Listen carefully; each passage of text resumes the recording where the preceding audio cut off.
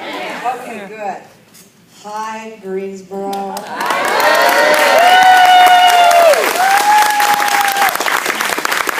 So good to be here and to see you guys.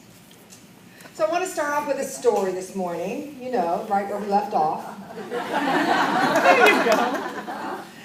Have you heard the one about how an old-time sailing ship was exploring and trading in new lands and found itself becalmed in the doldrums just east of South America? The Spanish galleon sat for days, baking in the torrid tropical sun off the coast of what is now Brazil. With their ship unable to move in the windless sea, unable to reach land and a supply of fresh water, the men seemed doomed to death by dehydration. Their only hope was that another vessel might come near enough to hear the cries of the dying men. As good fortune would have it, a ship did come upon them, close enough for the local seaman aboard her to deliver an amazing piece of information. They were sitting in the mouth of the mighty Amazon, just where it empties into the Atlantic. Although they couldn't see land, their ship, with its crew dying of thirst, was floating in fresh water. All they had to do was lower their buckets over the side. Though they believed themselves to be helpless, they were literally surrounded by, floating in, all the fresh water they needed. So let me ask you a question, also not a new thing. If the crew of the becalmed ship had died, would they have died of thirst or lack of awareness? Lack of awareness. Interesting. I know all of us, including me, have at one time or another felt at sea, adrift and helpless. When we're in the midst of these doldrums, we thought there was no way out of the trouble we'd gotten ourselves into. We were paralyzed by the belief that there was no possible way for us to have what we needed. Little did we know that we were quite literally surrounded by and swimming in what Charles Fillmore called substance. Unity sage Eric Butterworth put it this way: life asks of us only that we flow with it, that we do not resist its inexorable bubbling forth, that we do not crawl into dark corners of insufficiency and erect barriers. The secret of every kind of prosperity is that it comes through us, not to us. What he's saying is absolutely mind-boggling. There is a limited source, a limitless source, that is constantly issuing forth creative life energy. And this creative substance is constantly flowing toward us. This substance is pure, unformed potential. In order for it to find expression in the physical world, it must land in the hearts and minds and souls of people like you and me. We need both the awareness and the willingness to take hold of it. So our job is not to create the flow. Our job is to be open and receptive to the flow, to allow it to pour into our minds and hearts until it fills us with a deep and abiding sense of safety and well-being. Only then are we equipped to be conscious co-creators. Our main question changes from how to what. We ask, what is ours to do, rather than how are we going to do it? Because we know the how will be taken care of by the universe. Now we are ready to bring the wealth of unformed life energy into manifest form in the world. From this place in consciousness, divine ideas bubble up just as they are needed. And we're able to take hold of them and move forward with them with courage and take action on them. See, it's really true. Prosperity comes through us, not to us. Good news, right? Absolutely, if we can handle it. If we can accept deep down that circumstances do not dictate either our lack or abundance, that the cause of both abundance and lack is not out there somewhere, but inside us. No, this is not hard to grasp intellectually. I learned this my first week in Unity. I've now spent the last 30 years trying to live it. To show how challenging this is, let's look a little bit more closely. So if the flow seems to be slowed to a trickle in any area of our lives, the first work then is in consciousness. Our first job is to own that the problem is us. Not out there, in here. The second is to abandon the search for either cause or solution out there somewhere. And the third is to challenge the validity of the beliefs and attitudes that have produced the results we are having. All of this we do in a mindset of openness, curiosity, and willingness to see things differently, to expand our awareness. We've all got to do this work because we've all been programmed with the belief that abundance is something we're supposed to work incredibly hard to achieve. We have been so totally conditioned to place our faith in appearances, especially the appearance of lack, if you listen to the news, that we don't even see that everything we need is right here, right now, and always has been. We are like those sailors dying of thirst while floating in a sea of fresh water. Believing that circumstances determine whether we are happy or depressed, rich or poor, we wear ourselves out chasing after cures for our symptoms. Sometimes we find something that makes us feel a little better for a while. But unless there is an inner change, new thoughts, new feelings, attitudes, and beliefs, we will soon recreate the same dis-ease we had before. Are you with me? Yes, ma'am. Yeah.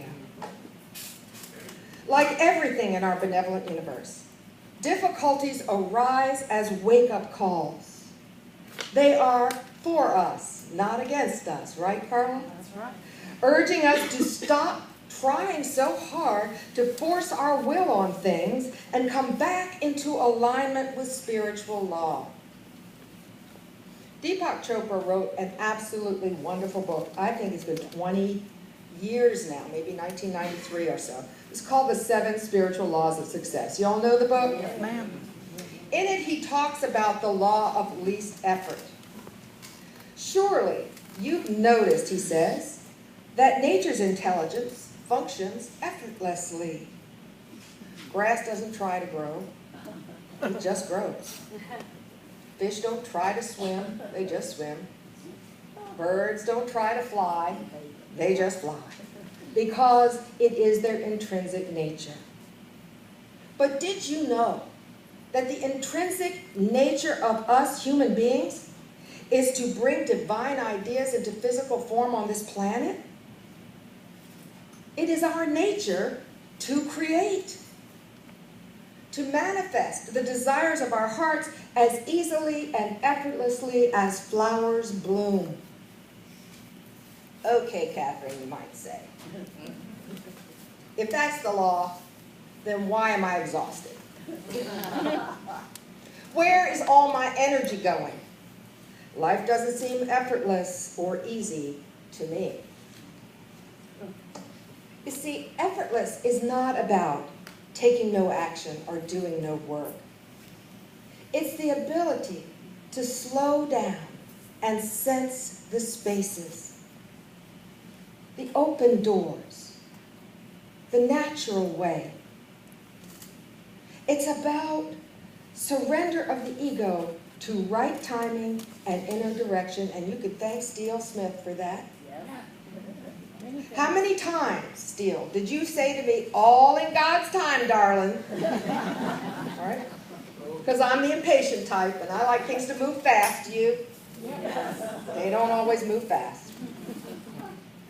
In every situation or desire, there is always one way forward that does not involve force or struggle. The secret is having the trust and the patience to wait until this way is apparent and clear. And then when we get the guidance, act on it, even if it doesn't make logical sense to our lack consciousness and linear mind. I think Jesus must have been a Taoist. He was a Christian. Well, he wasn't a Christian because there wasn't Christianity until then. Remember the parable of the laborers in the vineyard? It was found in Matthew chapter 20. A landowner goes out and he seeks laborers to work in his vineyard. And he's agreed to hire a group of workers. He goes out at dawn and he says, your pay for the day will be 1 denarius. Then he goes out at 9 and he finds another group. He goes out at 12 and he finds another group. And at 3 o'clock he goes into the marketplace and he finds a bunch of guys standing around. And he says, hey, what are you people doing standing around here doing nothing? Well, they say, no one has called us to work. So he says, well, go on out in the vineyard and get to work. When evening comes, he told his foreman to bring the laborers in to receive their pay. And the ones that started at dawn received a denarius. But so did the ones who began at 9 and at 12 and at 3. Naturally, the ones that began at dawn were upset because they thought they should have been paid more than the others. But Jesus said to them, what is your problem? Did you receive what you agreed to?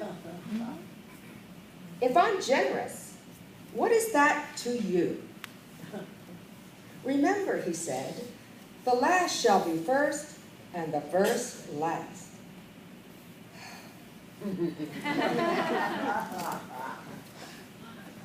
This parable is rich with so many meanings. But one of the things it does is confront our society's addiction to personal effort as the way to success and prosperity. I wonder if you had the same reaction I had to those 3 o'clock laborers standing in the marketplace. I got a mental picture of a bunch of deadbeat guys hanging around all day wasting time. My mind flips back to childhood, and I can practically hear my father berating me for being lazy if he caught me doing nothing. There was virtually no downtime, no daydreaming time in our house, no quiet reflection at all. Work was good, idleness was bad, end of story. This childhood lesson was a common one in my generation, and it deeply implanted the idea that if you want something, you better be prepared to work darn hard to get it. Even though I now see this as a gross oversimplification, when I'm under pressure, I can fall right back into that trap and begin to think that the answer to my difficulties is to try harder. Have you been there? Yes. How's it work? Not real well. Remember what the laborers said to the landowner when he asked them why they were doing nothing? What did they say? No one has called us to work. I never noticed that line before. It's so simple, yet so profound. It tells us to wait for inner guidance before moving into action. It tells us that time spent in relaxation and reflection builds up our pool of energy and opens up access to our intuitive powers.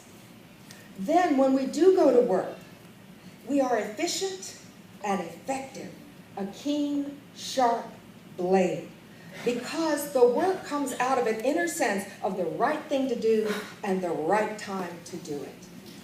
Our efforts become highly productive and generate prosperous results. I've learned over the years, and boy have I done a lot of studying trying to figure this out, and it wasn't difficult at all.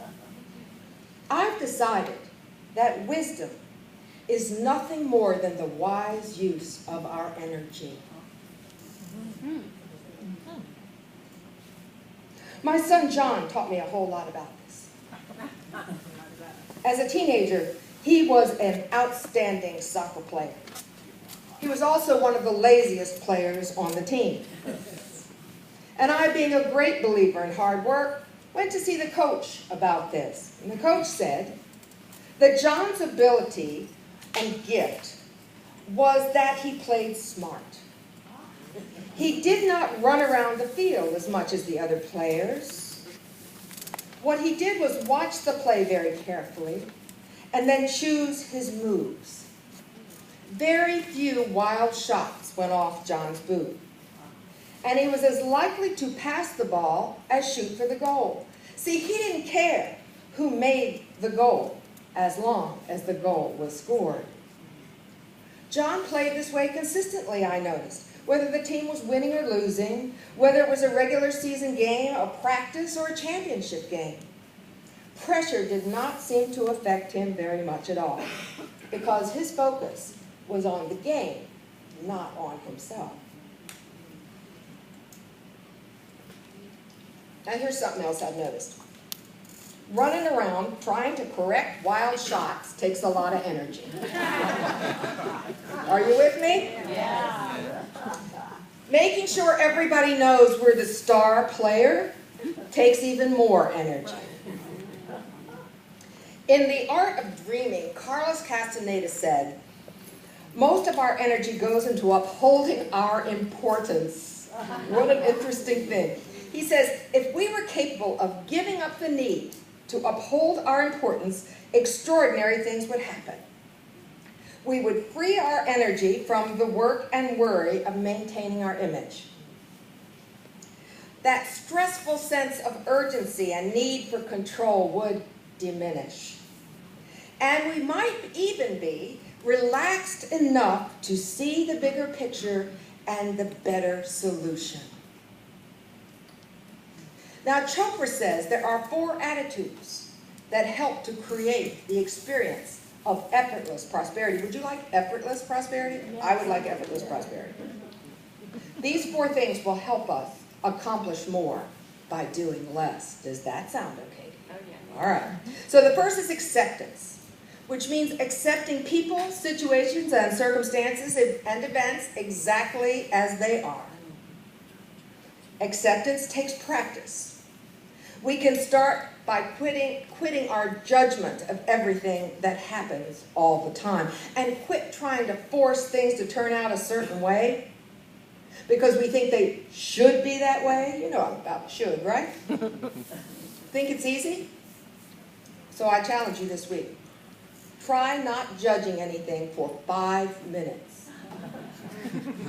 I'd like to know how you do. I myself have made it about 2 minutes. All right? The second habit is that of responsibility.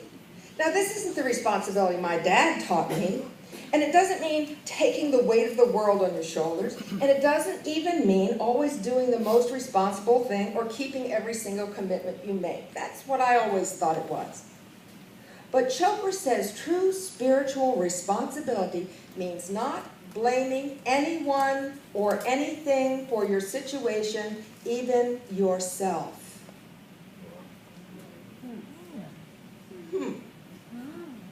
Do you think we have to know the why of everything? I don't anymore. The third habit that contributes to effortlessness is defenselessness, which means relinquishing the need to persuade anyone else of your point of view. Now that's something. Yeah. That's something. Say that again. Relinquishing the need to persuade anyone else of your point of view.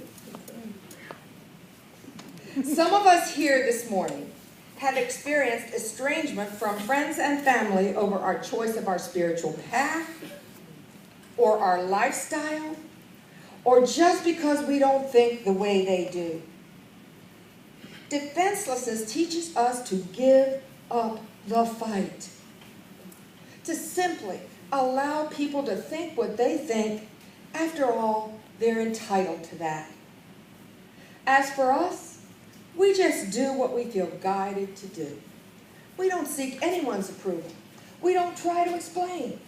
We simply love ourselves enough to be true to ourselves and love other people enough to allow them to be true to themselves.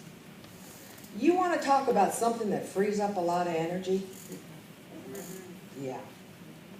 So the fourth and final habit he talks about is detachment.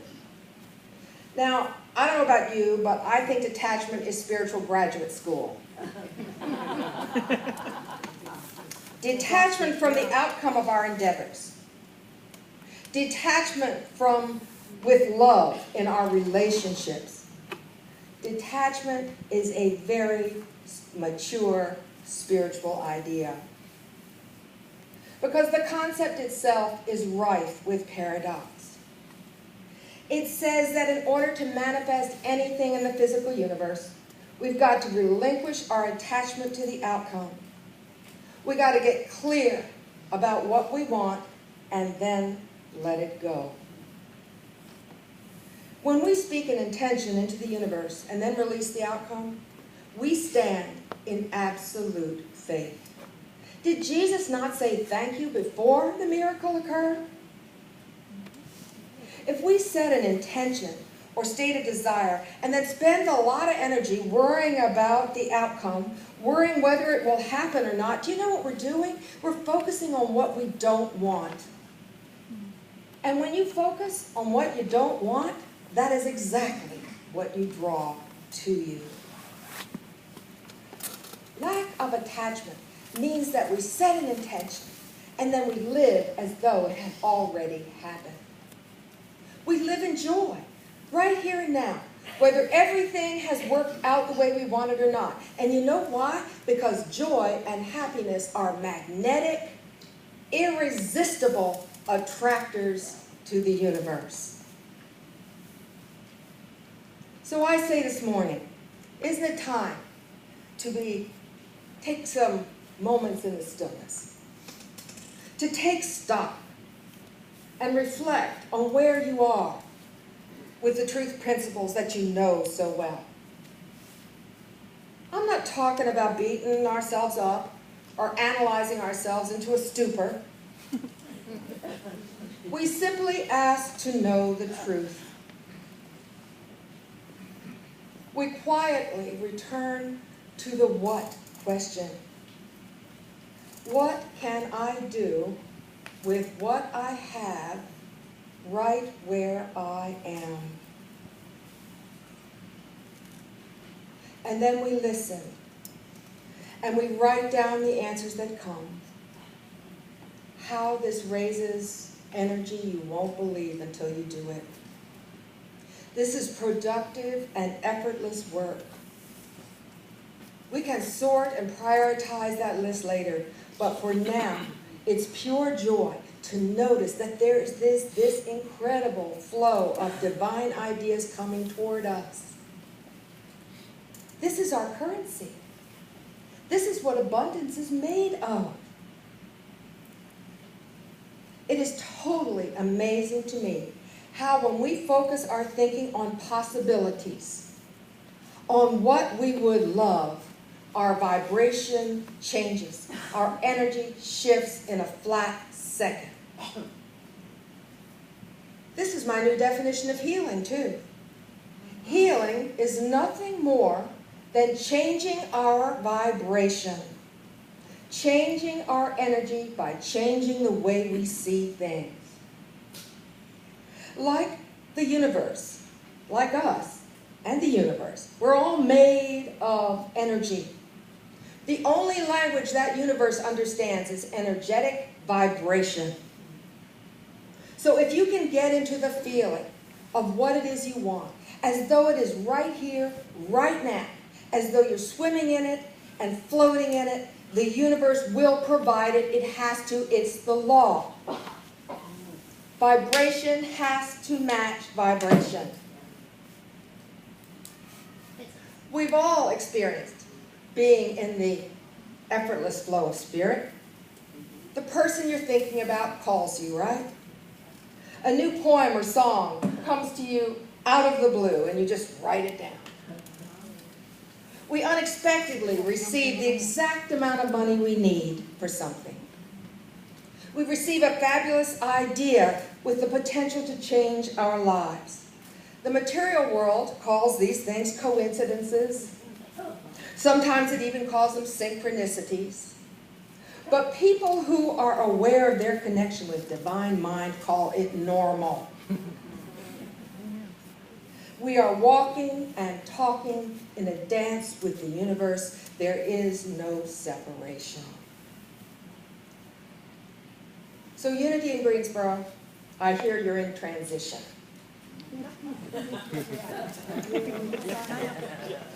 Whatever that means to any one of you.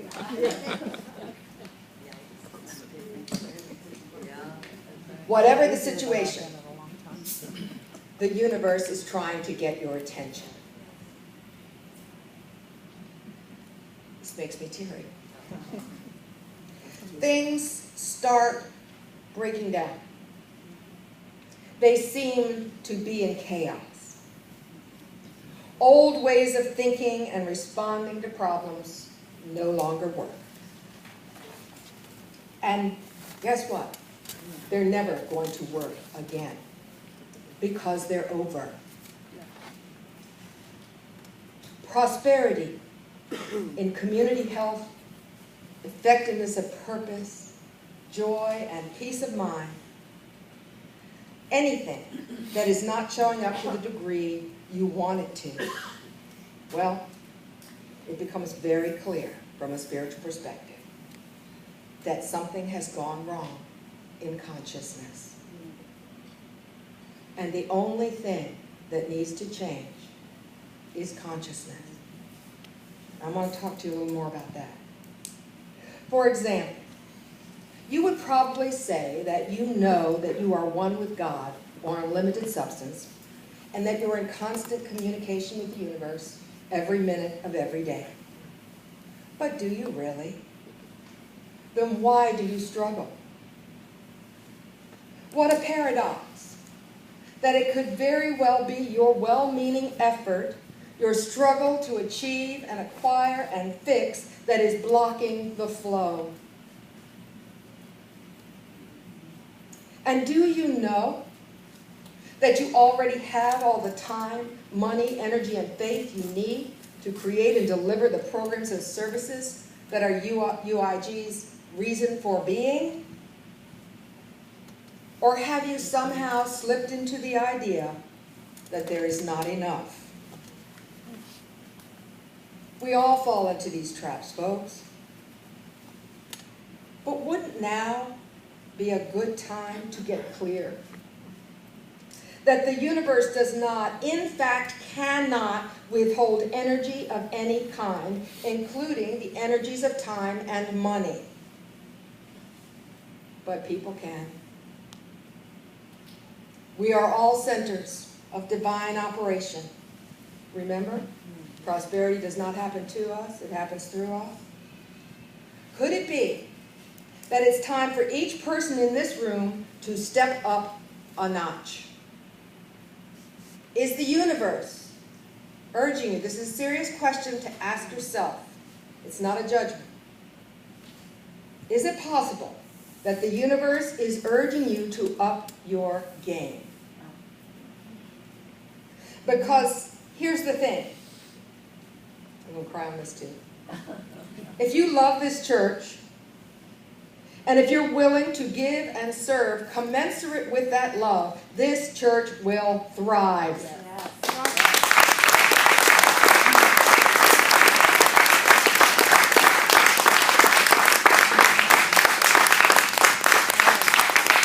It's not chance. It's law. It's true every single time. Believe me, I know that stepping in rather than out when appearances are scary takes courage.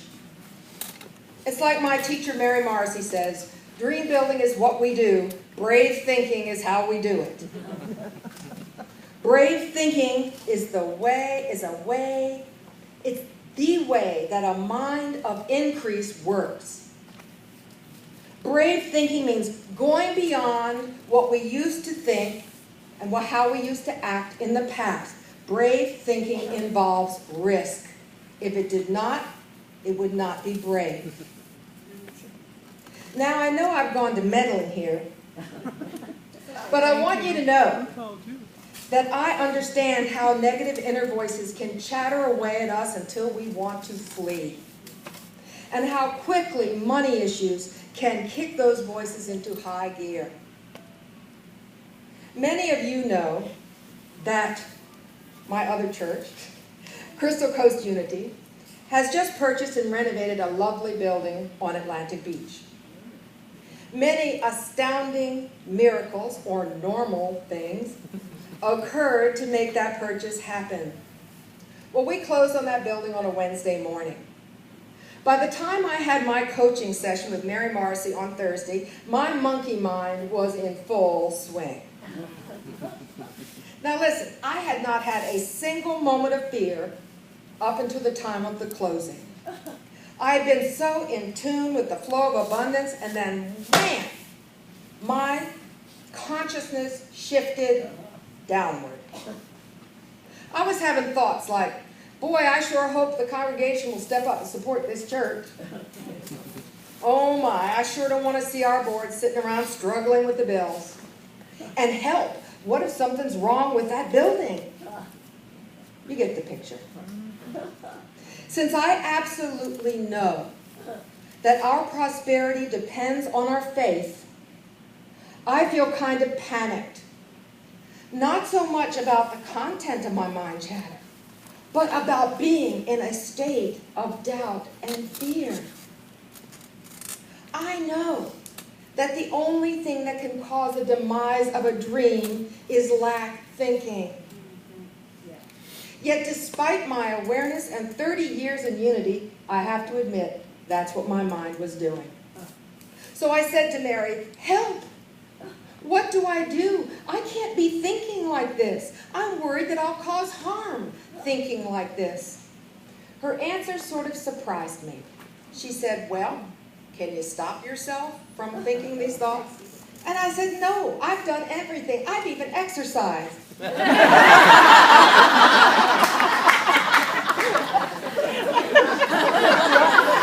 You know me, right? So she says, don't worry. What's happening is absolutely normal.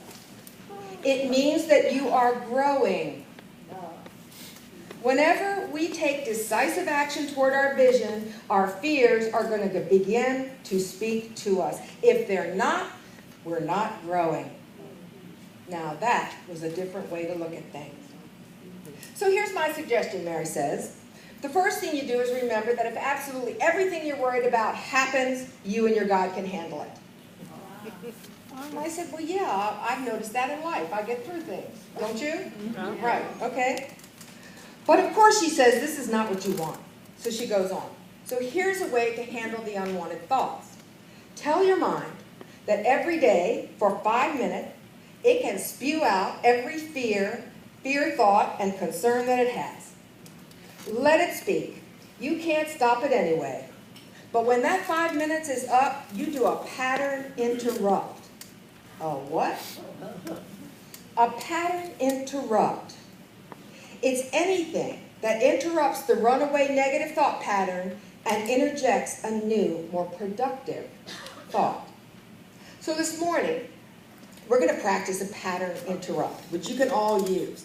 And here are the words I want you to know, and you're going to learn them. Don't worry, you're going to hear it over and over. But when your mind starts chattering away at you, these are the words. Excuse me. I interrupt this broadcast with an important message from my soul. I am a child of God, and I deserve to have everything I want.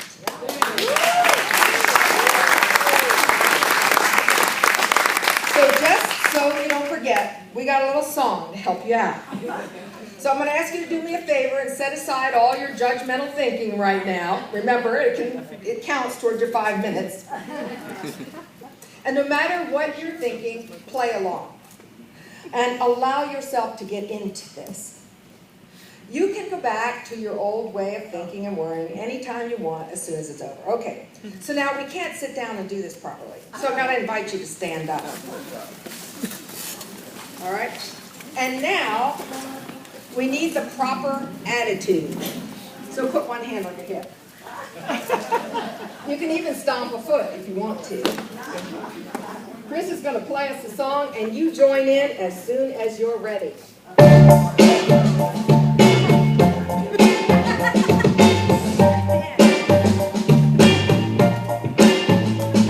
Excuse me, but I interrupt this podcast with a message from my soul. Excuse me, but I interrupt this podcast with a message from my soul. See, I am a child of God and I deserve to have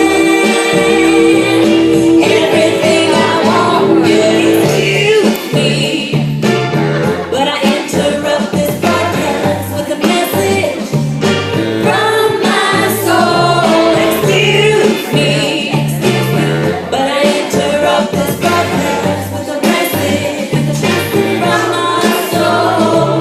See, I am a child of God and I deserve to have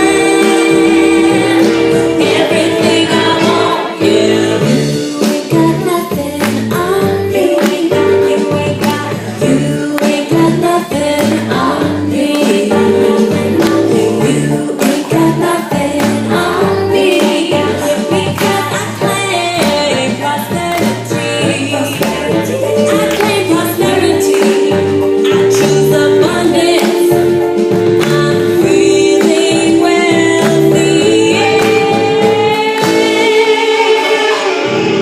Excuse me, but I interrupt this broadcast with a message from my soul. Excuse me, but I interrupt this broadcast with a message from my soul. See, I am a child of God and I deserve to have everything I want.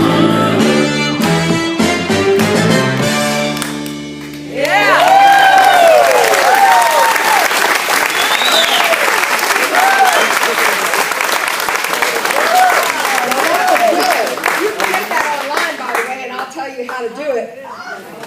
To prosper effortlessly and to know that spirit, your spirit, and God's spirit are one and the same.